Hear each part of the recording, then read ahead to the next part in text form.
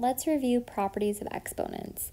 So first of all, I have a number to a power. I'm going to treat that like a regular number. Properties of exponents only apply with how exponents interact with exponents. This is 3 to the negative 2. I'm going to grab my calculator, type in 3 to the negative 2, hit math, enter, enter, and it will do it for me.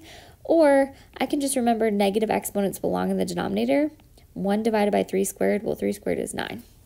So your calculator can give you that number, or you can grab it and do it yourself. We can also do some side work here and think about what the power of n is going to be raised to. You have 2 minus 6, which is a negative 4 power. So we have 1/9 for what happens with that 3 to the negative 2.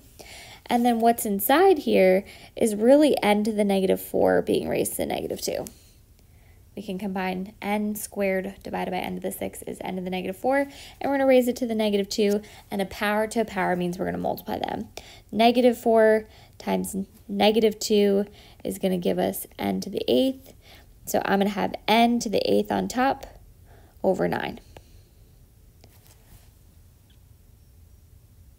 I'm going to work my way down and do another number to a power. I can grab my calculator and treat numbers like they're numbers. 7 squared is 49.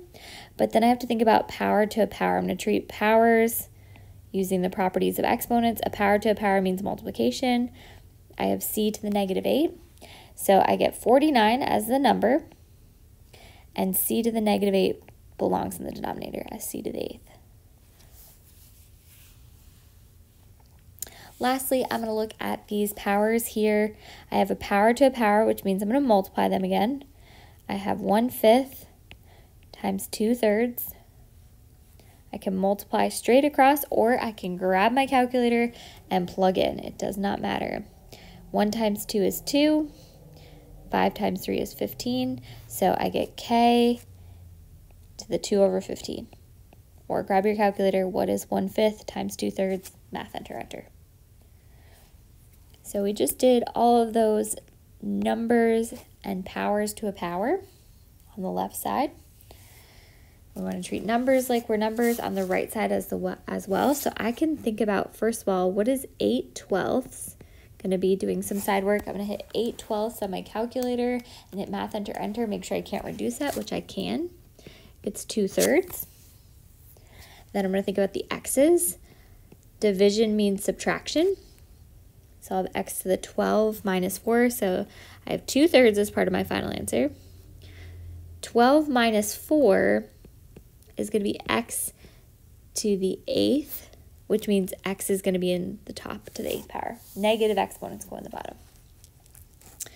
Lastly, I have y's to think about, so I have y to the 2 minus 9, which means y is going to be raised to the negative 7, which means y to the 7th goes in the denominator.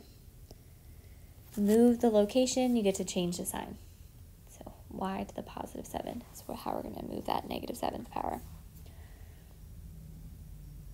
And the next one, I'm going to treat numbers like what they're numbers. 8 divided by 12 really meant 8 divided by 12, it was 2/3. Same thing with the next one. I have negative 5 times 4. Multiplication with numbers stays multiplication. It's going to be negative 20. So I worked with the numbers. Now I'm going to think about the powers.